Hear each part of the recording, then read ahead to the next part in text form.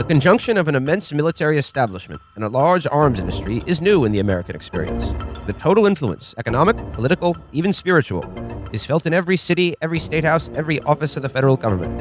In the councils of government, we must guard against the acquisition of unwarranted influence, whether sought or unsought, by the military-industrial complex. The potential for the disastrous rise of misplaced power exists and will persist. We must never let the weight of this combination endanger our liberties or democratic processes. Hello, everybody. You just heard the words of President Dwight D. Eisenhower in his farewell address to the nation, coining that magic phrase, the military-industrial complex. This is all by way of me introducing another Chapo movie episode, and we got a good one for you. This is the one we wanted to do for a while, and, you know, longtime Chapo listeners will probably be aware that I think second only to Martin Scorsese's Casino, this movie is maybe one of the most referenced films in Chapo history. I think it's safe to say. Safe to say it's high up there. Yeah. You might remember such classic hits as, "You don't know shit, Mr. Garrison. That's because you were liberal and never been fucked in the ass before." And Triangulation of Fire. See, that's the key. That's the key. Fun and games. We're, of course, talking about Oliver Stone's conspiracy masterpiece, JFK. I believe newly relevant in the era of Q. You know, around the time this movie came out, around it's like after that, its first circulation on premium cable. 3 young boys all watched it. Oh yeah, separated by geography, class, race. One of them was known as Jewish, but actually, if you look at certain theories, descended from Genghis Khan. They all watched it, and they all thought, "Damn, this is so true." Yeah, how did this get out there? It's true. And we were the, spoiler alert, it was the 3 original hosts of the show, and we were the only people under 40 who watched it and felt that. But wouldn't you know it, we came together to form a show. The reason we started the show was because we all believed the extremely specific conspiracy theory, and still believe it. Yes. Absolutely. In the movie JFK. Everything in JFK is correct. Yeah. JFK was killed by gays. Yeah. The gays killed because of Kennedy. I remember watching it on VHS, and it's so long that it came on 2 cassettes in a big chunky box. The Godfather. Yep. The Deer Hunter. Yep. The Right Stuff. Mm-hmm. JFK. Those double VHS. Yeah, Rodney box Dangerfield's Nutty College. All the classics. No, and the 3 original hosts of the show all watched this film independently one of another, and then came together to create something magnificent, much like David Ferry, Clay Shaw, and Leon Harvey Oswald. Yep. To we do did something fam. special. And as a preface to the discussion in the film, I think what is so fascinating about JFK is, as like a film, like as like a piece of cinema, it is so flawlessly done and executed at every single level. The acting, the directing, the cinematography, the editing, the music, like everything about it, it creates just such a thoroughly compelling and seamless tapestry. It has one of the all-time best casts of any movie ever made. It is stacked from top to bottom with god-tier performances. We will get into each of the stellar casts and cameos in this movie. But like I said, what makes it such an interesting film artifact is because, like I said, at every single level is a masterfully executed piece of cinema that nonetheless portrays a narrative that is an absolute travesty. It is completely insane, but it didn't stop me from being a kid and drawing little boxes on my note paper in class connecting LBJ to the CIA and the mafia. I'd be like, this is how it worked. My God, they did it. That is the least surprising thing you've ever told me about holy your teenage years, man. I wish there were video games around when you were a kid. There were. I just didn't play them. The video games that were around. Instead. The video games that were around when you were a kid, it was the initial Mario games, and then things called Quest of Zagon. So nothing as immersive as CS 1.6 yet, not at the time. Video games where you move a dot through a maze. Yeah. Well, I'm sorry that the bad video games left me with no other alternative than to solve the murder of the president. Yeah, I see. I love this movie for so many reasons. The first of which, because it's I feel like ideologically it's a relic. I've been thinking about this type of liberal, the Oliver Stone, Ted Turner liberal, and it's I think if you're listening, maybe a few of your moms or dads were kind of like this. They were they were boomers who they lived through all this incredible social change, lived through Vietnam, but they also lived through the destruction of the idea of execution of power in the American liberal mind. But their distrusts were in the right places. They implicitly distrusted the intelligence community, finance, all these things. But they just had no idea what to do about it. And because they had no formal economic or power critique, they would come to these absurd conclusions that were oh, we should draft George Bush to fight in the war. Or like, there was a bunch of evil gay guys who killed JFK and guys who absolutely hated the CIA, hated every president, but were like, yeah, do I want to vote for Bill Clinton, please? And that's like, you don't see a lot of that anymore. Like the Hollywood liberal now is so fucking dull. Well, they're just complacent. They've totally embraced the idea of neoliberal capitalism as like the end state of social and cultural evolution, and like we all just need to get on board. And what are you complaining about? Like they don't have that sense of aggrievement that like the ex-hippies did. I mean, okay, so like what makes this movie fascinating is like, yes, it is about the JFK conspiracy, which is like the godfather of all American conspiracy theories. And it is fascinating to watch this movie now in a new age where like everything is a fucking conspiracy theory. Like fuck Epstein, 9/11. We live in an interconnected web of so many different overlapping conspiracy theories. And like the thing is, they're not all wrong, as we've established on the show. And the narrative that Oliver Stone presents in this movie is also not all totally wrong as well. But like that's what makes it compelling is it's this deft mixture of total left field bullshit, complete conjecture, and then just shit that's like, that's weird, isn't it? That was weird that happened. Lee Harvey Oswald just went to fucking Russia. He renounced his U.S. citizenship and then just came home 2 years later with a Russian wife, and they're like, yeah, that's cool. You learn a lot in your early 30s. Just a kid from New York. He was what Lee Harvey Oswald literally was. Just a kid from New York. Through my eyes from the book depository. This is Killing the President, the biggest audition of all time. All right, so for those of you who don't know, Oliver Stone's JFK follows the real life criminal case brought the only actual homicide case brought against people for the assassination of John F. Kennedy Jr. John F. Kennedy by New Orleans District Attorney Jim Garrison, who is played in the film by Kevin Costner, and a portrayal of steadfast, upright. Very Henry Fonda. Yes, exactly. Yeah, a Henry Fonda type role, or Gregory Peck. Yes, very much. Atticus Finch. All the way. To Kill a Mockingbird. And what's fascinating about this movie, like I said, Matt, like you have pointed this out, is that the essential narrative that Stone creates in this movie is the 1-to-1 template for the QAnon conspiracy. Which is why that's why you might wonder, if you're a normal person and you're looking at QAnon, you're like, okay, this is weird. And I guarantee you the thing that baffles you the most is John F. Kennedy Jr.? Where the fuck did he come from? And this movie explains why. Because in the Q cosmology, this movie was made by a dinosaur liberal in Oliver Stone. And because they all died out, because Oliver Stone liberals all died out, that now the only people who respond to that narrative are the Q right. Like the sort of the lumpen American reactionary. Because in their mind, JFK was when everything went to shit.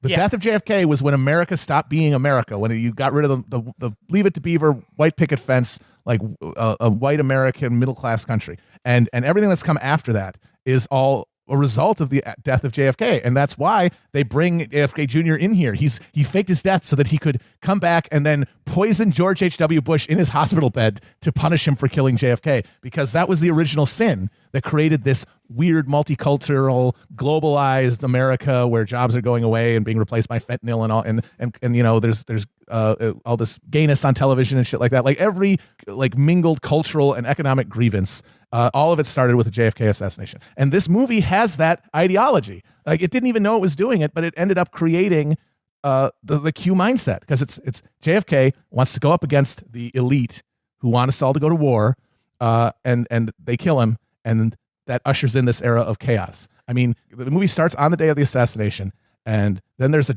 5-year. Well, we need to begin. It begins immediately after, minutes after the shots ring out in Dallas. But before that, it begins with this a montage of a mix of historical footage and actual film things. And the first voice you hear in the movie is Eisenhower's farewell address. Then it begins this montage narration.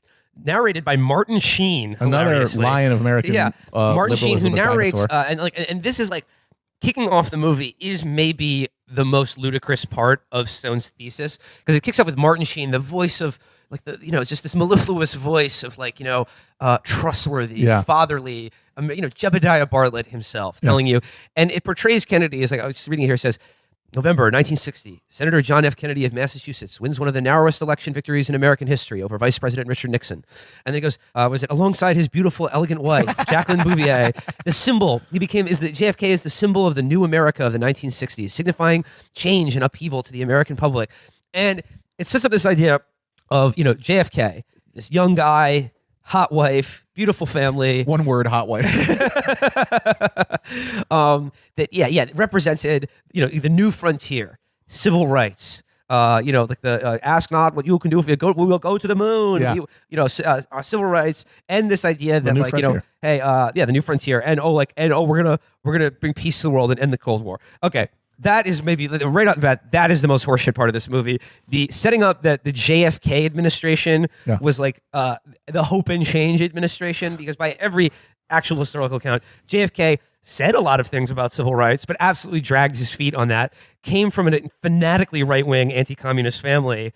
Was absolutely persecuting the Cold War with as much vigor as those who came before him. And then he talks about he was basically pushed into doing the disastrous Bay of Pigs invasion by the CIA. That was a failure. Then the Cuban Missile Crisis, and then of course Vietnam begins. He sends the advisors over. That begins to ramp things up. And then Martin Sheen tells you he was getting ready to bring the troops home. Like JFK, while he was escalating American involvement in Vietnam, which to be honest had been going on at a very low level since Eisenhower. Yeah, but as he was ramping up American involvement in Vietnam, the film tells you immediately he was also planning to stop all of that. Yeah. So he's you have Kennedy, his beautiful smoke show of a wife, hot wife, his beautiful kids, and civil rights are on the horizon. Civil rights. Ending the American and military involvement in Vietnam that he actually also kind of escalated and started. He's going to stop that. He's going to seek a rapprochement with Khrushchev, blah, blah, blah. And then Dallas, November 22nd, 1963. Wave to the people, Jack. They love you. What's the line? It's like, no one can say that Texas doesn't love you. Yeah, Dallas. Mrs. Connolly said, you can't say that Dallas doesn't love you, Mr. Connolly. Yeah. And then the shots ring out. His fucking wig flies off like a fucking frisbee. His wig got split. It's true. And that's when the movie begins. Yeah. The movie begins. We see Kevin Costner, New Orleans District Attorney Jim Garrison in his office. Someone bursts through the door. Oh my God, boss. They shot the president. And he goes, oh no. Not the president.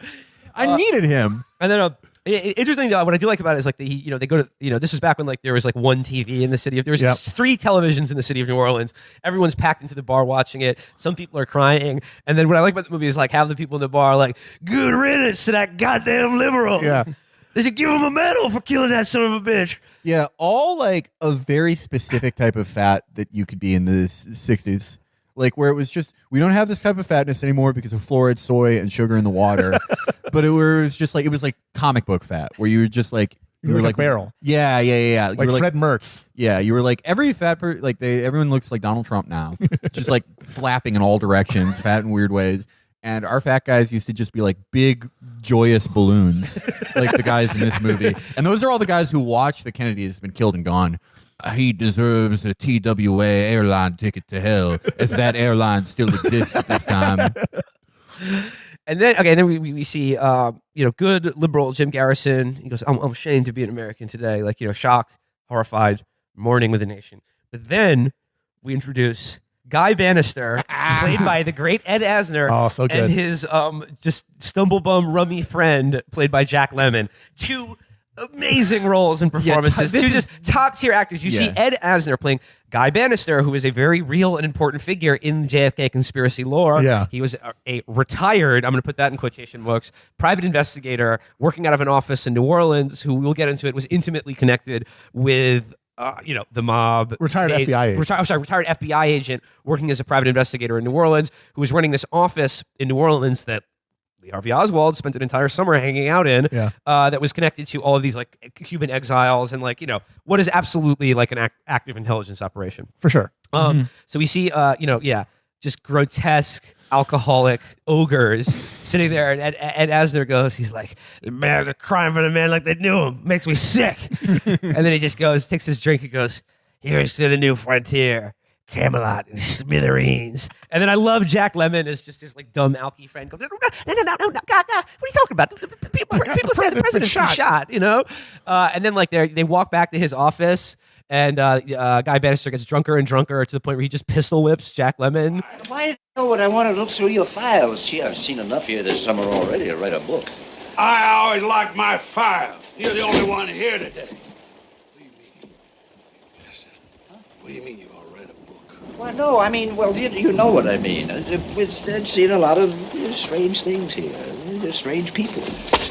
Where he's like, "Why have you been looking at my files? You've been looking at my files." And he's like, "Well, I don't look at your files. I've seen a lot of things here this summer. Enough to write a book." And he goes, "What are you talking about? You question where your loyalties are at." Pistol whips him. So like immediately you see like this vein of like this ugly right wing undercurrent to like the in contrast to beautiful handsome Kevin Costner, who's like, you know, again, upright, steadfast, heterosexual. Yeah. This is another type of guy we don't have anymore. Just like two drunks that hated each other, one that feared the larger one. This is, you know, But they always hung out. yeah, They had no other friends. before computers. Like these guys should like instead of wasting their time in like YouTube comments and like being like Greta Thunberg's a Jew or whatever, like they just like, let me find a smaller man who I can hit with my gun while we both get drunk all the time. It was sort of okay. This is the missing link, or the hot couch person is the missing link between these guys and the modern loser. Shit. Damn, that's true. Yeah. So, New Orleans, and then of course, as this is going on, Lee Harvey Oswald is immediately arrested at the movie theater, like hours after killing the Dallas police officer J.D. Tippit. He is immediately arrested, charged with the murder of J.D. Tippit, and then soon after that, they're like, "This is the guy who killed the president."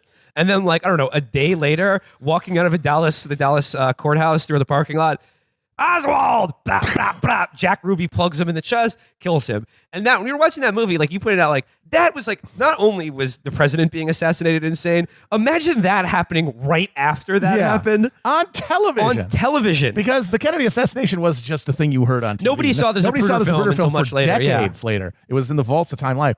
But that happened on fucking TV. Dude's walking out of the courthouse and he just gets popped. I mean, by again, another stumblebum, loser, rummy fucking nightclub owner. a mobbed up nightclub owner.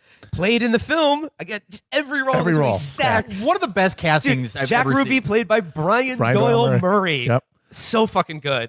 And then also, Jack Ruby showed up at an earlier press conference. He corrected one of the other reporters on the name of Oswald's organization in New Orleans. Because he said it's the Hands Off Cuba thing, and he goes, "It's the Fair Play for Cuba Committee." Apparently that also This was real. This was like all on TV. Yeah. Right? So then you see like the guy who assassinated the president is then assassinated on television. I mean, think about when you woke up and Epstein was dead. Yeah. Imagine if that shit had happened on television. yeah. Okay. Especially at a time when there was only TV and there was only one channel. So, okay, we've got Ed Asner, Jack Lemmon, Brian Doyle Murray so far. Lee Harvey Oswald played uncannily by Gary Oldman. Honestly, brilliant killed performance. Brilliant performance. And somehow he looked exactly like him. I don't know what they did, but he looked exactly like Lee Gary Oswald. Oldman is so fucking good at this movie as Oswald. And much of the movie is shown in flashbacks, where like, you know, Oswald gets shot right there, but much of the movie unfolds in flashbacks through a brilliant editing technique where like through montage, like the only action in this movie are people talking to each other. That's the crazy thing. It's a 3-hour movie that's all people talking in rooms. But Stone directs it so brilliantly, but like while people are having a conversation, he cuts in flashbacks to the things they're talking about that literally animate the things and action that they're talking about. That, like I said, propels the plot, no matter how ludicrous or like the idea being advanced, in such a convincing way. It like shows you how powerful a medium film is, like as a narrative device. Yeah. So D.A. Jim Garrison begins to connect Lee Harvey Oswald to New Orleans because he lived there as a teenager with his mom and apparently spent the entire summer of 1963 there walking around handing out, you know, Hands Off Cuba flyers, but also suspiciously spending a lot of time in the offices of a right-wing lunatic and ex-FBI agent Guy Bannister. Yeah, odd. A strange fellow. Then they get a tip that a certain person named David Ferry was also new and had connections to Lee Harvey Oswald. David Ferry played by Joe Pesci in another unbelievable performance. David Ferry, another totally real and bizarre person, wore a ludicrous wig and fake eyebrows. Yeah, he had alopecia and he had fake eyebrows and a wig. They were like drawn on like with markers. Yeah, and he was a defrocked priest who'd been kicked out of the priesthood for being gay. Also a pilot who worked for the New Orleans mob and had CIA connections as well. And this is also true. Lee Harvey Oswald, as a teenager, was in David Ferry's like civilian Air Corps. It was like it was basically like the Boy Scouts for airplanes. yeah. Okay, so then like they bring in David Ferry to question him about like why he drove to Houston like the day of the assassination, and he tells this ridiculous story that makes no fucking sense. And then they're like, we're going to detain you for more questions, David. I found your story frankly unbelievable. Then they detain him, turn him over to the FBI for questioning. The FBI immediately releases him. Yep. Then the movie's like, well, life goes on. Then it just cuts 3 years later. Jim Garrison is on a flight from Washington with classic New Orleans, Louisiana politician Huey Long. No, Oh, not edit, Huey Long. edit. R.I.P. Huey Long. This is Russell Long. Okay. Long, who was a senator from Louisiana. I believe his nephew. I believe he was Huey Long's Uncle nephew. Magic. That's some real Uncle Played Magic, by Walter Matthau. Walter This movie motherfucking has Matthau. both of the grumpy old men. Is this like this has to be like some of the greatest casting ever. Like this is an all-star cast. No, that's- every single role Stacked. Like, absolutely stacked, and ultimately for one of the most insane interpretations of the JFK conspiracies we've ever seen. Yeah, and people were like, "Sign me up." Everybody in Hollywood was like, "I will be in this movie." So 3 years later, Jim Garrison is on a flight with Russell Long, Huey Long's son. Huey Long's son. okay. Okay, there we go. Russell Long, played by Walter Matthau, who, like, as they're just slugging scotch on a flight, like, as you do there, basically red pills him about the JFK assassination. Yeah. He's just like, you're telling me that boy made that shot? Like, that dog won't hunt, boy. Like, and all his, like, Louisiana, his aphorisms. And he just basically, and then Garrison's just the like, Warren Commission was picking that shit out of pepper. I still don't know what that means. I have no idea. Is that good? you tell me he made that shot? He's like, his Marine buddy said he's got maggots drawers. You know what that means? It means he was no good. And I'm like, no? What? I love how he that's my favorite part of the dialogue is like he knows that Garrison has no idea what the fuck that expression is, so he's like, "Ooh, I've got a 8-hour flight with my friend, the district attorney. You got to impress him, Russell. Ooh, there's a cool term that the Marine said that you can imply to him that you know and he doesn't. Then you can explain it to him. Oh man, that was the life. Just anytime you did anything, it was like, yeah, could I have 17 drinks, please?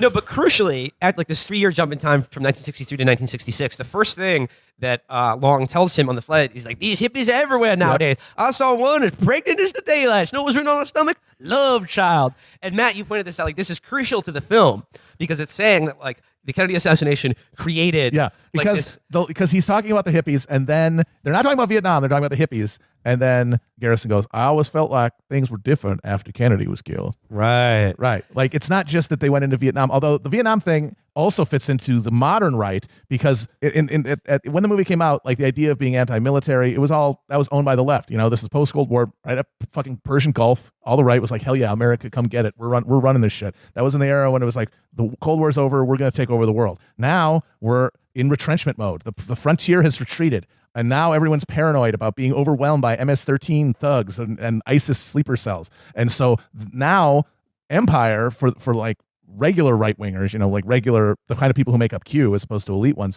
the U.S. military involvement is viewed very hostilely because we need those guns here. We need them on the border. We need to be protecting what we have because we know that the days of expansion are gone. And so that's another element of the movie that at the time read as left-wing, and now it's part of the Q narrative of these elites, these triple parentheses and limp-wristed elites. They want to send your kids off to fight and die in other countries instead of protect what we have here. Yeah, I mean, you know how everything ultimately goes back to Turkey, right? Of course.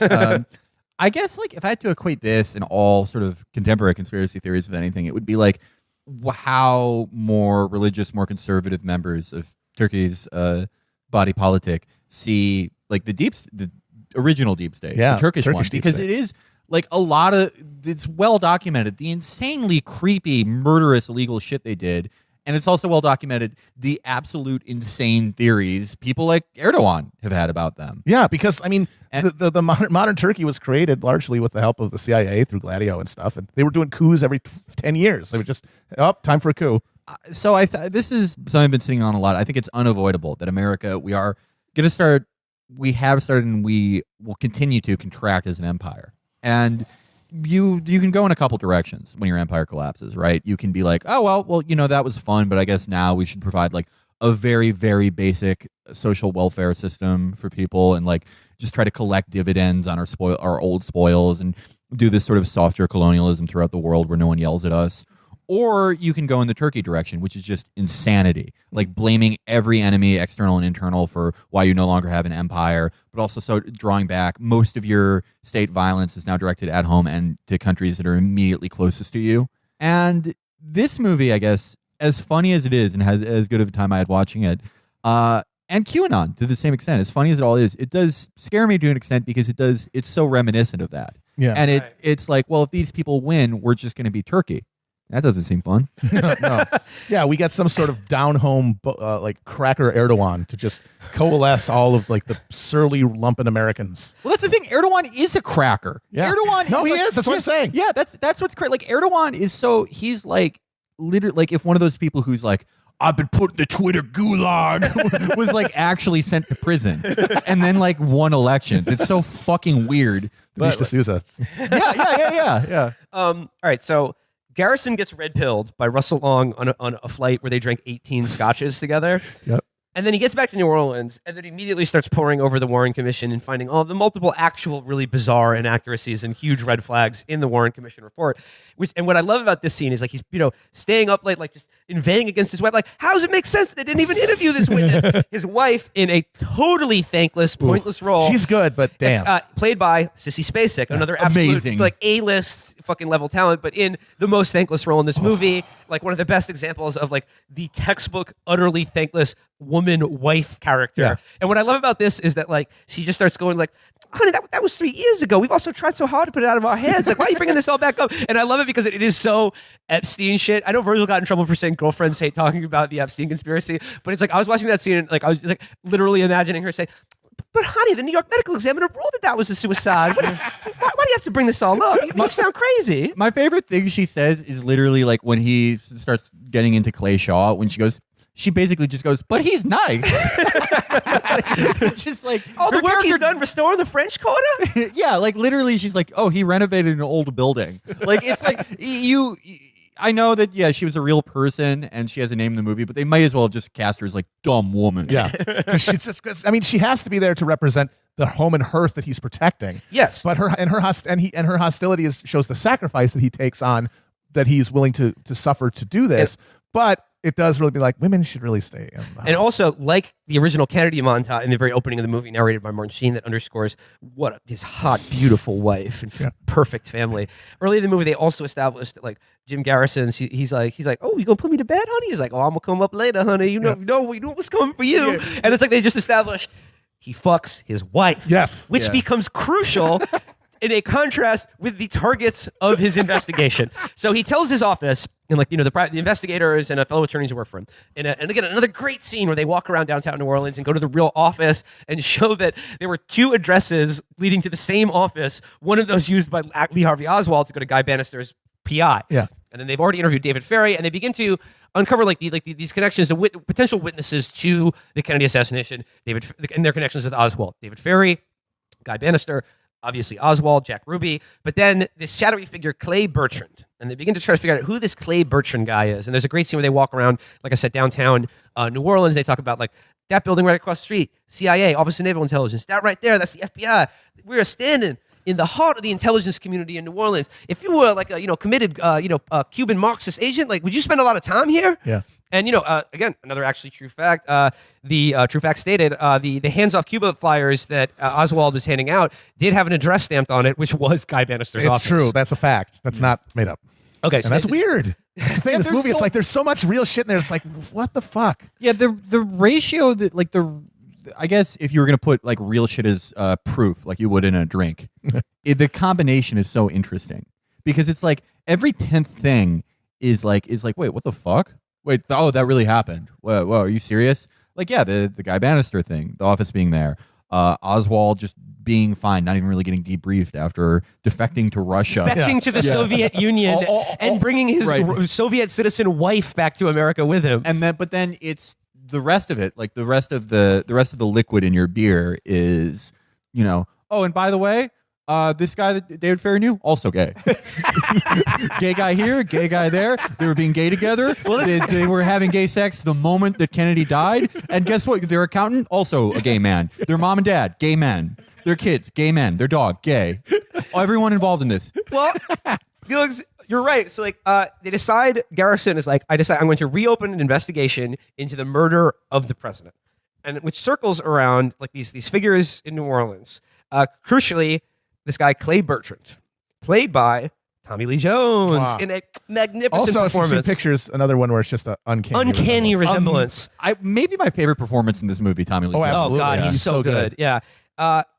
Clay Bertrand, aka Clay Shaw, was like a New Orleans businessman and was connected to the CIA. Who was like a classic sort of like Southern archetype of sort of confirmed bachelor, sort of like some sort of elegant debauched dandy. old Southern aristocrat, Southern in a dandy. mansion. And they find out about him through one Willie O'Keefe, who I think is a composite character played in the movie by Kevin Bacon. And if you've ever played the game 6 Degrees of Kevin Bacon, you should have a proviso that you cannot use the film JFK Yeah, that's because cheating. it is the master key for winning every time you play that Yeah, game. it's too easy with it. Kevin Bacon plays a hustler, a French Quarter hustler, who they go and interview in Angola at the farm. And in a great scene, like, he unravels his, like, he tells them, he's like, I got no reason to lie to you, Mr. Garrison. Bring all those motherfuckers on with their degrees. I'll tell them, well, I got nothing to lose. I don't need this parole. They interview him at Angola, and he spins his story about that he knows who, Clay Bertrand, who's a guy he met, as a, Member of the homosexual underworld. yeah, exactly. And that, he attended dinners and, parties, and he goes, yeah, he walked with a limp, but don't get me wrong, he's not one of these limp wrists. He's a Butch John, you could go fishing with him, play poker, and he'd never snap, And then this is where, again, the investigation into the murder of the president becomes an investigation of gay sickos in New Orleans. Well, that's the final Q thing. That's the final Q puzzle thing where because it's not just these elites are killing our president and getting us involved in foreign wars and leading to cultural decadence. The elites themselves are debauched perverts doing unnatural acts, and this like connects to fucking Pizzagate and everything. It's just like a milder like boomer, a liberal version of that. Like, these are sickos. Like, the people ruling us and controlling things from behind the scenes are confirmed sickos. Because it's not just that they're gay; it's the way that Stone portrays them. Okay, they don't just have gay sex with each other. It's beyond that. Which leads to, there's a scene where they finally figure out that Clay Bertrand is Clay Shaw, as an alias of Clay Shaw, a guy who is a well-known figure in New Orleans. Like I said, he is a philanthropist and like a well-known man about town. And he brings him in. Garrison brings him in to interview him.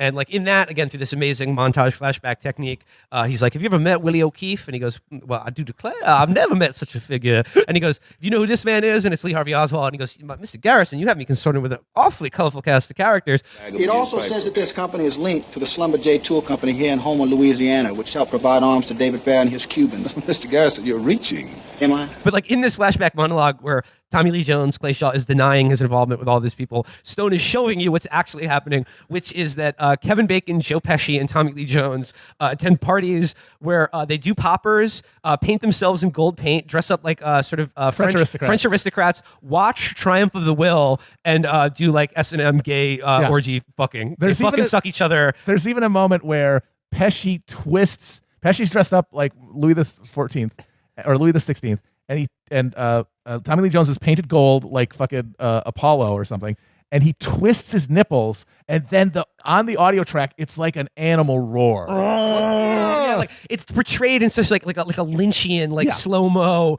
nightmare. Exactly. It is like, even though you could say like, what? It's just it's just gay guys having a gay party. It is portrayed. And you might watch people do that and be like, oh, cool, go off. But it is not portrayed that way. It is portrayed in a way that leaves no doubt that this is wrong, that these people are perverts. The fact that they're screening Triumph of the Will as they're doing it. Well, you can separate the art from the artist. But in the scene where they're interviewing Kevin Bacon in Angola, Kevin Bacon says he's like, you think this is about justice? You think it's about justice? This is about order. Who rules? And he's like, the reason I'm telling you this is people got to know. They got to know why he was killed, and he was killed because he was a communist. Richard Nixon would have been one of the great presidents. And this motherfucker Kennedy stole that election. And I just hate to think that they blame it on some dumb Oswald, don't even know shit about what's going on. And then there's this whole other thing where I think the guy Willie O'Keefe is based on was a real person who testified at the actual Garrison case. I think his name was Russo, who testified that he attended a party at Guy Bannister's office that was filled with these insane Cuban exile guerrilla guys who, again, even after the Bay of Pigs were had these camps in the middle of the Louisiana and Texas, like Louisiana swamps and like Texas fucking sticks, where they were stockpiling arms and being trained and plotting a second invasion attempt after the disastrous Bay of Pigs. This is all real. They called it Operation Mongoose. Operation Mongoose was real. It was, again, through cutouts, the FBI knew about it, but like it was also managed by the mob. Like funded and facilitated by them to a large degree, and like they're all having a party at Guy Bannister's with these insane Cubans, and then Dave Ferry gets drunk and just starts ranting about how they're going to kill Kennedy, and that's when he sets up the whole idea. He's like, you need 3 mechanics, triangulation of fire, but the crucial thing is that one has to be sacrificed. And then Tommy Lee Jones goes, he's like, you have such a vivid imagination, Mr. Ferry. It's one thing to engage in badinage, but you could say something that could so easily misunderstood. Right. And he punches him in the balls. And then he squeezes his nuts really hard.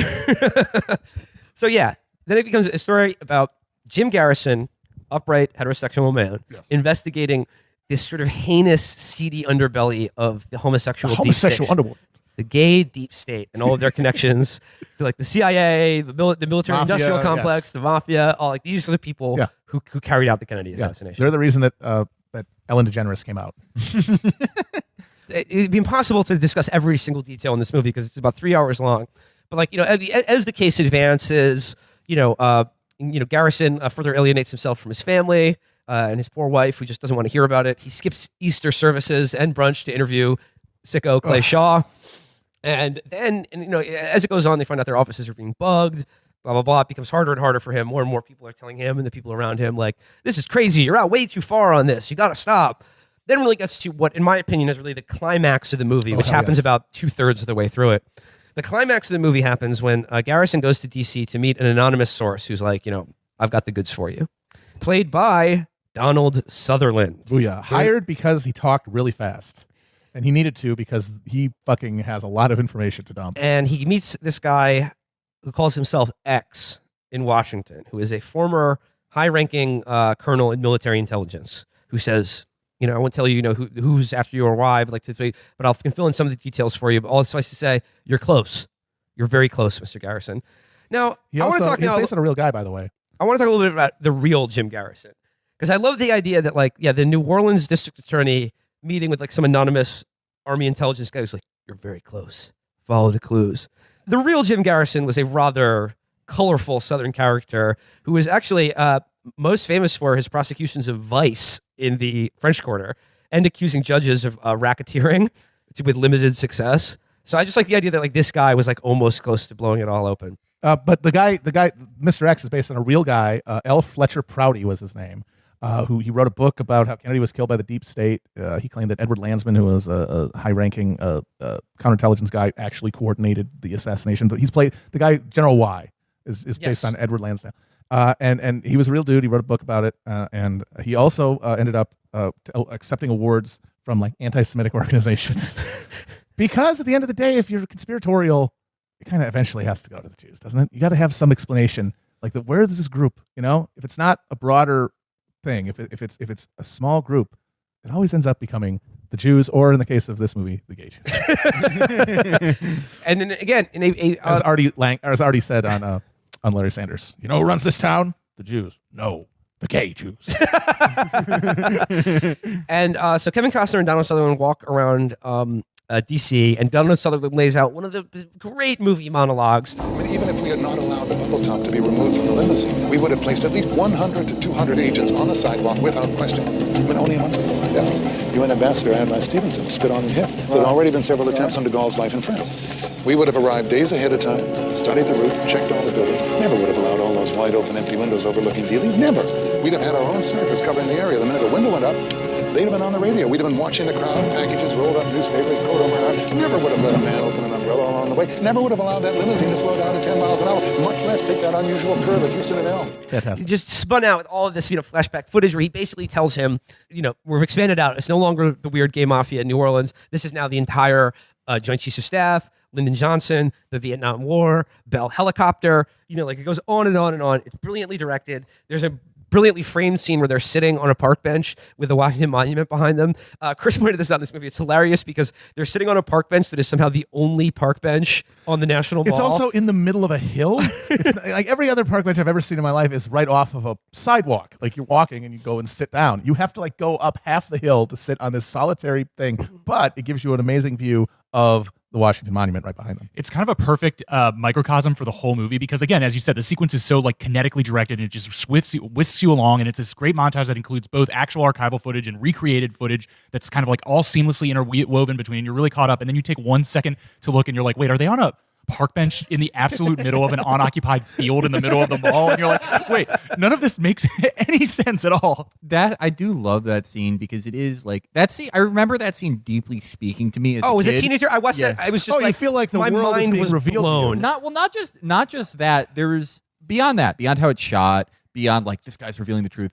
That character, the Donald Sutherland character, was so cool to me as a kid because it speaks to like a liberal fantasy and a specific fantasy for this type of liberal, which is like, yeah, but there's like a good guy in the deep state. There's like a nice man in there who'll tell you everything. Which is hilarious because to burnish his credentials and be like, wow, this guy really knows what he's talking about. He talks about how he had personally, and military intelligence, been responsible for like Arbenz in Guatemala, Mossadegh in Iran, rigging the Italian fixing the Italian elections in 1948. And he goes, we were good. We were good at what we did, Mr. Garrison. But then he finds this out and he's just like, gay people killing the president? I know, sir. I cannot abide this any longer. It's a Pete Buttigieg thing. It's those manless Carcanos are to assassinate foreign leaders, not ours. Yeah, exactly. And what he was saying is just like what I realized is that they were applying black ops right here in America. No. And it's just like, oh, no. Who would have thought This is like a very, I want to pinpoint this sort of thinking it was a 90s thing. Every few generations, it's like in the liberal mindset of like the good CIA will prevent the bad CIA from operating in America. It's such an interesting idea because it's like you implicitly like know what they do is bad, but you're like, yeah, but like they don't do it here. It's like it's in not a liberal, but it's in some Tom Clancy shit. It's like I don't know what spurs it, but it's a constantly like reoccurring trope and sort of like liberal oriented fiction, and it's interesting to me because it is like you do have this implicit guilt where it's like, well, I know that like something burnishes my lifestyle in this country being the way it is. I know that it's bad, but like, hey, at least it's not here. So like, yeah, to me, like this is really the climax of the movie. And when I saw it as a kid, this was like, the most stunning jaw dropping thing. The veil has been pierced, and you're seeing now like, what America truly is. And the case that Donald Sutherland advances in this brilliant monologue and montage is that it is no longer about, the mob or these angry Cuban psychos or whatever, that the Kennedy assassination was a literal coup d'etat pulled off by the military because they wanted the Vietnam War, the CIA because Kennedy was, supposedly going to remove, he was going to deeply hamstring their ability to operate and transfer foreign intelligence operations to the Pentagon, and Lyndon Johnson himself. And there's a scene where they recreate where it's like a literal smoke-filled room. And they're like, he's taking the goddamn advisors out. We got to do something about this. And Johnson's just like, I want some. If McNamara goes over there, I want him like stink on shit. And then there's a scene where in that montage where Lyndon Johnson, he's never like said Lyndon Johnson, but it's obviously him, goes, get me elected, I'll get you your war. Yep. And this idea that, he like basically was the handshake deal. Like, I want to be president to do, and let's be honest, the things that Kennedy absolutely wasn't going to do as president, i.e. the Voting Rights Act, Civil Rights Act, and the Great Society. But in exchange for, I will go to war in Vietnam. Yeah. Which honestly is like not. Well, that's the thing. It's like with all this conspiracy stuff. It's you're taking real contours and you're trying to like make a narrative out of it because that was the devil's bargain of the Great Society. It was the idea is you could not be that like domestically radical without reaffirming your anti-communist credentials, and the only way to do that is to fucking make a stand in South Vietnam. Yeah, and what makes this movie is the idea that. Well, I mean, he didn't need to do that because JFK was doing all that already. He was actually doing a better job. He was making the perfect society. I want to see, I'm very interested to see how we will see JFK in 100 years. And the film or the president? Both. No, before you ask, I do plan on living that long. But no, the president, because he already has such a weird image. Like for a while, right wingers have loved him. Yeah, they're all like, he'd be a Republican now. Yeah, which is true. He didn't run to the right of Nixon on national security and on a tax cut. Tony Soprano loved him. But he had his hat. Yeah, But it is. But like the more time goes on, the less of an idea anyone seems to have of what he did or believed, or any of his policies, or even anything he ran on. And in 100, is he just going to be this deity, this symbol of like, oh, we could have been this? Well, clearly, because it's not even 70 years later, less than that, and there's already a cult around his son. Yeah, that hot guy who goes to Trump rallies. I mean, that's sort of a recurring theme in Western civilization, is a small group of people suddenly deciding to worship the Son of God. So after this brilliant montage and sequence with Donald Sutherland, where he like lays bare the scale, the magnitude of what's really going on here, is the climax of the movie. But it's also, when you watch it now, where everything completely falls apart, in my opinion, because basically at the end of all of this, Garrison is just sort of dumbfounded, and he's like, I can't believe this, and he goes, I never knew what a threat Kennedy was to the establishment. And at that point, I'm like, bye-bye, I'm checking out of this movie entirely. Probably one of the most establishment people to ever live. The bluest of bloods. Yeah, that Kennedy was such a threat to the establishment that they had to do this fantastically contrived coup d'etat to install Lyndon Johnson as president and like keep the CIA and the war in Vietnam going. And again, like this idea that Kennedy was de-escalating the war in Vietnam is, I think, based on what you said, Matt, like one memo. Yeah, there's one memo that was a drawdown order, but people have argued, I think persuasively, that was part of a cycle of, because they would rotate out some of the advisors and then they would rotate in a new batch. And yeah, he gave a memorandum ordering a withdrawal, but I mean, he got killed, so you can say, well, yeah, that was the first. You can say whatever you want. Right, yeah. But you could also say just as persuasively, if not more so, well, yeah, if he hadn't been killed, then there would have been another memo sending in new advisors. Well, but those are the advisors who knew how to end the war. They're going to advise the South Vietnamese to stop fighting. To surrender, yeah. It does show such degeneration, because it's like, at least with that, it's like, oh, well, there's the word like, drawdown. And even though it probably wasn't what, these people who lionize JFK think it was, it's like, I could see why you would think that. But now, like for QAnon, like Trump will tweet out, wonderful big Sunday. And they're like, oh, that means he's going to kill John Brennan.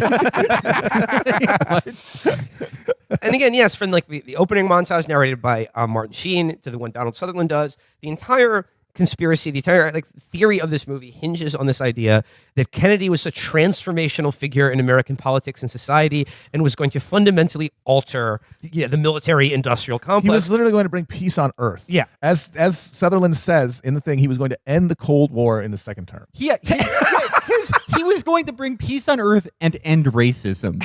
Like, that was his re-election platform. The racism shit, we're done with it. That's literally, oh man, that's fucking awesome. And it's just basically the evil forces in America, could not abide that. Yeah. And they had him killed and then covered it up in the Warren Commission. And yet, in this world, because he finishes his speech, and then the next scene is them serving the arrest warrant on Clay Shaw, implying that yes, this deep state that successfully murdered the president in front of everyone and covered it up. We're going to get him by charging this guy. Like, what they never say, but like, what even was the theory here? Like, all right, you get a conviction on Clay Shaw. What? He's going to be like, I'll give up. You're going to flip him all the way until you got Lyndon Johnson? Is that the theory? Because they charged him with an unnatural acts or something. Yeah, the only way I'm getting out of this gay charge is if I snitch on Lyndon Johnson and Alan Dulles. Yeah. And they're all just gonna like, what? You get them in front of a jury, and they're all like, you just get them all in jail, and then they're all like one after the other in jail. Yeah, if we keep him in jail away from gay sex for a week, he'll just flip on Alan Dulles. Like, okay, so these guys killed the president, but they're like, we can't get this guy out of this sodomy charge. Killed dozens of other people to cover it up. The movie also strongly implies that many of the witnesses interviewed by either initially after the investigation or by the Warren Commission were just assassinated as well. Well, that's my favorite part. Like, everyone is killed, but like, for some reason, the greatest DA ever, the only truthful man in America. Like, they like fuck with him like twice, but they never really like they could just roll up on him and shoot him. Like, they could easily do that, and they just don't. Well, because they know, they don't. I guess they didn't want to martyr him, Felix. Yeah, that's I was true. looking into the real Jim Garrison trial. Awesome guy. of Clay Shaw, and I'll have to check this. I swear to God, I think Garrison used the phrase "homosexual thrill killing" to describe the assassination of John F. Kennedy. Yeah. I didn't kill the president for any conspiracy or like ideological reason. It's just I just wanted got to my come. dick on hard. Just cracking poppers, killing the president. Real Garrison was legendary con man. Oh yeah, I'm incredibly Legendary. Corrupt. Yeah, Total piece of shit. These are New Orleans a district attorney and politician. It's like if a carny uncovered the Epstein thing. Like that's the Well, the thing is that a carny's way more trustworthy like than Oliver a New Orleans Stone, DA. I guess he wants to be like kind of, well, I'll give him their due. So there's actually kind of a head nod in the direction of his notorious corruption because one of his investigators, played by Michael Rooker, finds out who Clay Shaw is from a mob guy. And then at the end of the scene, the mob guy goes, "You going to help us out with that grand jury thing?" And it's just sort of like left there. It's like, yeah, they're doing corrupt stuff. But at the end of the day, they're going to fucking stop this. This is too far. Another piece of brilliant casting and cameo.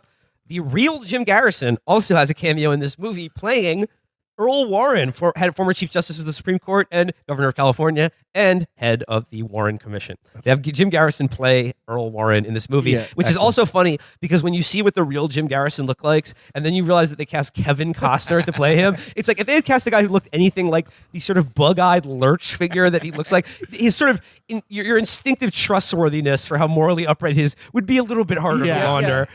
I think like more it's more of a hagiography, like more than like making him look like not a con man is making him hot. Like that's because obviously he was very old in that scene, but even young, he was not a looker by any stretch. Just He looked weird like a wall-eyed kind of like fucking thing going fish on. face. Yeah. That would He be had the Innsmouth look for sure. That would be a cool movie though. Like it's like how the Real American Sniper movie about just the guy who was in the SEALs but lied a lot and was insane would be cool. The real Jim Garrison movie would fucking rip. Just this fucking ugly corrupt guy who's like, yeah, gay people killed the president. I think just going through the French Quarter with like a wad of bills to get every heroin addict and stew bum to be like, yeah, I saw him with Oswald. They even show it during the trial. We should get so. Wait, Jim Garrison, before we get to the actual trial, I want to talk about one other hilarious part in the movie is that, like, again, like as the case becomes public, of course, Garrison begins to be, slandered in the national press and his reputation is attacked. And this is when his wife, Sissy Spacek, is like, "I'm out. I can't deal with this anymore. You care more about Kennedy than you do about your own family." And he's like, well, divorce me, fine, but you just stay asleep forever, honey. Because, again, women don't like talking about My eyes conspiracy are theories. open. Yeah. And then almost right after that happens, he sees Robert F. Kennedy get killed on television. He wakes up his wife and he goes, "Honey, they killed his brother." And she goes, "Oh no, you were right all along." And then they have sex. And then he lays 5-star pipe after being like, "It's all real." This is not explicitly stated in the movie, but I do believe that from the time Jim Garrison flew on the airplane with his cool Cajun friend, with Russell Long, to the assassination of RFK, he did not have sex with his wife once. It took RFK dying for them to rekindle the flame. So then it gets to, the actual climax of the movie, but, it honestly, like, the movie completely falls apart after the Donald Sutherland part. I mean, it's still entertaining. It's still entertaining, but, like, okay, there is probably, I think, like, in any movie I can think of, Kevin Costner talks on screen unbroken for longer than, like almost 20 minutes of just him talking and advancing the whole case, the magic bullet theory back and to the left. And Matt, as you pointed out, he lays it out, like, how did this bullet defy the laws of physics to, like, create all these injuries? And then, Matt, you pointed out, like, they neglected to mention that Kennedy's seat was a full, like, what, 3 inches, 3 inches higher than Connolly's in the driver and passenger seat? Yeah, they were not on the same plane at all. Also, it should be noted, the trial he's conducting, it hinges on the idea that the one gay guy knew another. But yes, that is the entire worst job. case. The case is he's gay, because that is it. Like they don't connect him in any way to any of these guys, because he lays out the whole idea of how the conspiracy happened from the top, from the Pentagon, but he makes no attempt to even make a gesture towards connecting Clay Shaw to any of that. All it is these guys were all gay and knew each other. Right. His entire case is like, well, you knew this other gay guy, right? And like through flashbacks, we know he did in the universe of this movie. But the Clay Shaw's like, no, I didn't. And he's like, well, I'm out of things. So like, we're going to go in on the Warren Commission. He does the worst job as a prosecutor out of anyone who's portrayed as a protagonist. Okay, so Because if you buy everything he says, the most you can say is like, I agree with everything he put forward. He was gay with Lee Harvey Oswald. That is the entirety of his case, is that he fucked Lee Harvey Oswald, which Marina Oswald also did. She's not on trial. So, and again, what's so funny is, like, this is in a New Orleans courtroom. You got Tommy Lee Jones, like, sitting there, as the defendant. Garrison is presenting his case to, a jury of 12 men, 12 angry, 12 bored men. And like the entire, this goes on for like a half an hour of him talking. And like Clay Shaw is not mentioned once. And then he's like, and then at the end, he's like, Clay Shaw there. Like the jury's like, wait, who? Who's that again? Wait, Oh, the what? gay guy. What's up? Wait, who's that again? You've been talking for 4 hours. Okay, so I looked this up. The actual trial of Clay Shaw. It took the jury 1 hour to acquit him. To unanimously find him innocent of all charges. So they made a gumbo and then we're like, yeah, this guy's insane. Well, that was it. Yeah, it's like it could have been shorter, but it's like, hey, if we stretch this, we get a free lunch on it. Yeah, they were just eating lunch and being like, Jim Garrison's an asshole. This guy's a fucking moron. And it's done like, again, like this is like, To Kill a Mockingbird. This is like the big courtroom, the crucible of truth. It's all laid bare, justice. And he does this whole thing at the end where he's just like, remember your king. Remember your fallen king. Do not let him, like, and then there's a brilliant scene where he literally, like, Kevin Costner addressing the jury. Do not forget your dying king. Show this world that this is still a government of the people, for the people, and by the people. Nothing as long as you live will ever be more important. It's up to you. And literally makes eye contact directly with the camera and goes, it's up to you. Yep. I'm like, damn, yo, who's he talking to? Yeah. Well, 13-year-old me was like, it is up to me. Me too. Yeah. Yes. Time to get on the forums. You've entrusted me with a great mission. I must be responsible now. Yeah, just all the deep state guys who were kept alive through adrenochrome warships in 2003 are like, sir, you'll never believe this. A fat 13-year-old is posting about this movie another guy made, revealing your role in killing the president. And the way he talks about Kennedy in that monologue is embarrassing. He calls him our dying king, and then he says, we are all Hamlets in this country, the children of a slain father leader. Oh my God. I forgot about so that good. part. Because Oliver Stone has a very unhealthy relationship with authority figures. But that's more of like a as you pointed out, but also like masculinity in general. As you look at like Stone's entire sort of film canon, a big theme of it is sort of like trying to, sort of salvage or recreate the classic American masculine archetype in a way that's like good and not bad. Yeah. Like the guy who went to Vietnam and like is woke. You know what I mean? Like he's a trad liberal. This is what we had. Like this, he's like, even though like he's diametrically opposed to like his message is diametrically opposed to Pete Buttigieg. Oliver Stone kind of walks so Buttigieg could run. Like it's the same genus. Like what if we could have like the 1950s, but it wasn't racist.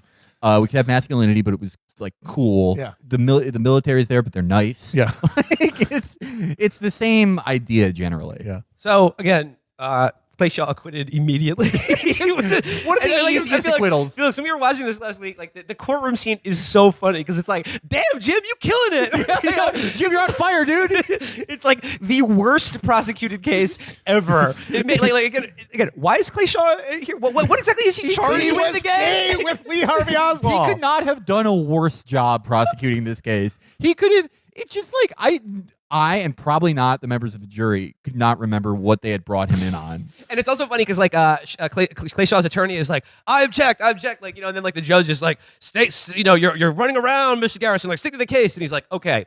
So then, Bell Helicopter made a contract, and then it's just like, wait, you can't just do that. Like, it's like that judge, like he must have loved Garrison, or more likely Garrison, like gave him a golf Garrison club probably membership. tried to prosecute him for racketeering fraudulently, which he did. Yeah. But that's the thing Not is, that like, judge, but is other ones. that the judge is portrayed as hostile to Garrison, but then you're like, what judge would allow any of that to happen? Yes, no, that's like literally only like your friend would let you do that. If your friend was the judge and you were the DA, and you were like, all right, you mind if I just go in right now, dude? Like that, there's no courtroom where that would be allowed. None. They're like, objection, sustained. And Garrison's like, all right, I'm just going to keep talking now. I'm just going to like keep spinning this out. Objection means you don't like it, but I can keep going, right?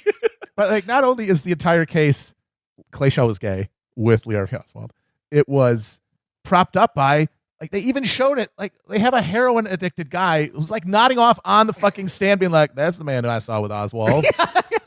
Like, that's not convincing even to me. And at this point, I've been watching for 2.5 hours and I'm incredibly on your side. And it still is, it's like, I'm like, you know what? That actually isn't much of a case. It's like, it is, he has a pathetic showing for someone who's literally spent, like 7 years working on this? Yeah. It's a pathetic showing. Yeah. But the thing is, he had to, because he wanted to do a movie about the JFK assassination. And to do that, you need a narrative. And there really isn't any, because it's just a thing that happened. And then we just kind of went, that's weird. Here, no matter how much of a screwball or a con artist Garrison was, his trial was an actual thing you could portray on film. Yeah. And so you could use it to pump in everything else. And that means you have to sacrifice some reality, like the reality of who Garrison is. You have to turn him into Atticus Finch. And you have to sacrifice some smaller truths for the greater truth of the gay conspiracy to kill the president. It's emotionally true. Yeah. And so, like, yeah, okay, he walks out of the courtroom. Clay Shaw is acquitted. The film ends, and then they give you like some end cards that like are like, you know, Yeah. the Warren Committee. The CIA did admit that they had some connection to Clay Shaw. Blah blah blah. And then, in possibly my favorite part of the movie, the last single title card before the credits roll says, "This film is dedicated to the youth of America, whose like searching spirit for truth like lives on." I wonder why we were all so blown away by it as children. It's like, that's me, dude. Yeah. It's up to us, man. It's like, We did it. I'm going to go to fucking Langley and I'm opening those files myself. Should we say like the theory that we concluded on? Okay, well, yeah, this is where I want to talk about, like, overall, like, what do we actually think about the JFK assassination? Because, again, like, there's a lot of insane shit going on His there. brain did disappear Yes, from that the is National true. Archive. They went to get it and it was gone. They stole the president's brain, and, you know, like, the official story surrounding it, like so many other things in American history, is a conspiracy theory in itself. It's incredible in the most simple definition of the term. So I think if you were talking about fictional portrayals of the JFK conspiracy and assassination, I think the more credible fictional version of this is advanced in Don DeLillo's Libra, which is basically like a novel about the life of Lee Harvey Oswald. Libra power, baby. It's Libra season. It is Libra season. I won. Baby. And, We have powers. I would highly recommend reading it. It's a fantastic, fantastic novel. And David Ferry, Guy Bannister are all big characters in that book. The conspiracy, like the narrative that DeLillo crafts in that book, is that like this. Yes, the CIA was involved. The CIA and the mob were involved with it. It was like a CIA like a sort of rogue, off the books CIA operation that of which Lee Harvey Oswald was an asset in. That was blowback from the failed Bay of Pigs invasion and their real, actual like feeling of extreme anger and betrayal at Kennedy for not doing the air cover or not backing them or not fully going to the hilt and invading Cuba, which they very much wanted to do before Vietnam, by the way. Like that was their focus, is that the communist nation 50 miles off the coast of America, right? But basically, is the idea was not that they wanted to assassinate the president. What they wanted to do was stage an assassination attempt on Kennedy that could be pinned on someone who actually was a committed Marxist with pro Castro sympathies. Lee Harvey Oswald was a socialist communist. He defected to the Soviet Union and lived there for several years. They wanted to use it as a casus belli to have a second bite at the apple of invading Cuba and overthrowing Castro, but it got out of hand, and they're like, "Oh damn, we killed the president!" Snap, Right. Which I find more credible. That's much more, knowing everything we know about the CIA and just the world. Like the cool smug guy thing to say after everything is like, usually the answer is incompetence, but it's like it can be incompetence and conspiracy, and it usually is. Like, knowing what you know, couldn't you see the CIA being like, all right, so like we're just gonna perfectly miss his head? No. Like our plan. Here's the plan. And there was a second team of shooters. I think Oswald probably did fire those shots from the book depository, but I think it's also I buy that there was another shooter. With the grass, I buy that, or at least agnostic on it. Yet I'm just imagining the CIA is like, yo, check this out. We're going to shoot his ear off. And that'll be like a big, he'll get the picture then. And then it's just like, oh shit, the bullet was a couple inches to the left. We blew his fucking head off. Oh shit. Fuck. Oh fuck. For the next week being like, oh fuck. What are we going to do? What are we going to do? Fuck. No. I know a guy in the mafia. He can get this guy with a gun. There's this weirdo club owner who has a lot of dogs and shit everywhere. He owes us a lot of money. He'll just fucking kill a guy. That's 100%. It's like this idea that it was like, they had to kill him to carry out this coup d'etat. I think it's more likely that it was an intelligence operation that got way out of hand and they were actually horrified when it turned out they actually blew Kennedy's head off and assassinated the president. It's the same thing with the Tsarnaevs, where it's like they're like, oh, like there was this previously undocumented FBI contact. It was a false flag. It's like, no, it's not. They were trying to cultivate them as assets, and then they put the phone with their contact in the washing machine. And we're like, oh yeah, we never fucking knew them. Well, yeah, and this is the point, is like, I believe, and if I believe, like, if you look at like all the facts around Oswald's life and the bizarre inconsistencies and the fact that like everything about the investigation has just bizarre inaccuracies and obvious cover-ups, makes sense when like I totally believe Oswald was an asset of the agency who was working with Bannister Ferry as like, these cutouts that are sort of like off the books, but still, part of an intelligence operation. Stone in the movie says at one point that Oswald was, and still is up to the date of his death, a military intelligence officer, which is horseshit. Oswald was like a typical fail son, loner, weirdo, didn't fit in anywhere, joined the Marines at 17 to glom onto that, and then became a communist to glom onto that as well. But I think, I mean, he certainly was, and I think like the fact that he was let back into the United States after literally defecting, I'm sure was done with the proviso that you were now working for us and that you are now, our cat's paw. I mean, it makes sense. And Matt, as you quite rightly pointed out, all of the insane cover-up that happened after it makes perfect sense in this theory, because if it had turned out that the guy who killed the president was a CIA asset, whether they literally said kill the president or not, and maybe even if they didn't, that would be the end of the CIA. Right. And that's what they were covering up. The U.S. government, End of the U.S. government. And the thing is, like with these conspiracy theories, like this idea that like at the very top, from the top down, to like kill the president. Yes, the CIA from its very founding has been intimately involved with organized crime, and I would think basically the best way to understand the CIA is organized crime for the American ruling class. That is what they do. That is the function that they serve. Yes. Is organized crime for like the original WASP ruling elite of this family, who have always had intimate ties with organized crime in America, Europe, etc. Right? So like there are all these shady connections or whatever, and like the idea is not, and like these assets, these people who are like have feet in both worlds, who are all incredibly scary, violent, unstable, deranged people who are very useful for them for doing things like, killing people, smuggling drugs, assassinations, et cetera, et cetera. Is it like they control everything from the top down? Or like what's actually scary is that like they lose control of these people all the time, and then they end up carrying out horrific acts of murder or terrorism, and then they're like, oh shit, he was kind of working for us. Better cover that up. Yeah, that's the thing. I am profoundly agnostic on the whole Kennedy thing, because I used to be. This movie helped spark me, and I got deep into it, and I was a full on conspiracy guy. Mob did it, or the CIA did it with the mob and all that. I had a whole theory worked out.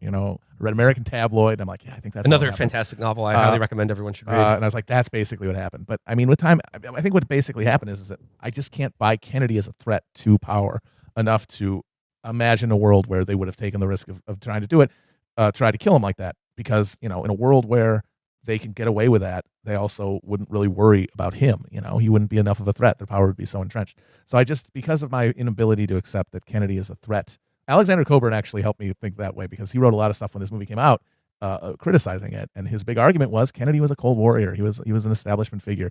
That's just absurd to think that he was a threat. And I still find that a persuasive point that makes it hard for me to accept any narrative that includes a conspiracy to kill Kennedy coming from the top of the government.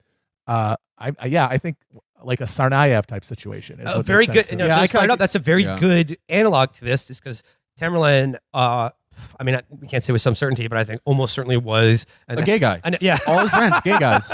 An FBI informant. Yes, and not only that, to the degree that he killed 3 people a year before the Boston bombing, and the FBI covered it up because of his value to them as an asset.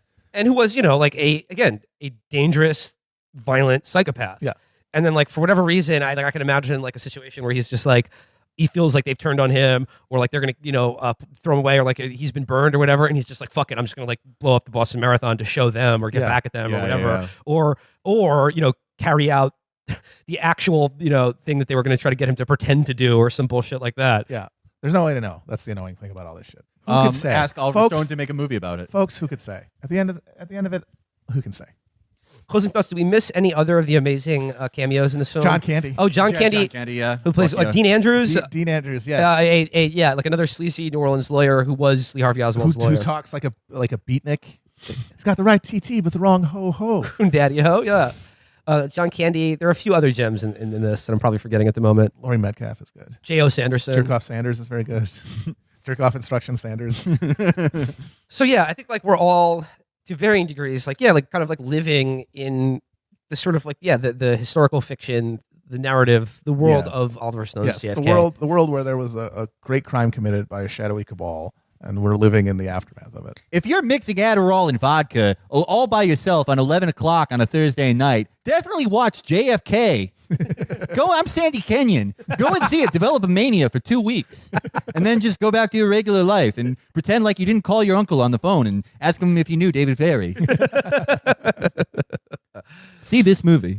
No, for real though. If you and your homie don't walk. If you and your homie want to smoke mids and really just like fucking go nuts, watch this shit. If you want to just take the mild case of Epstein brain you have and weaponize it into some sort of plague version of it, watch JFK. Are you going through a rough breakup and you just need something to do? Watch it. There you go. That is our review of Oliver Stone's JFK and the Kennedy assassination in general. One of my favorite movies and one of my favorite assassinations.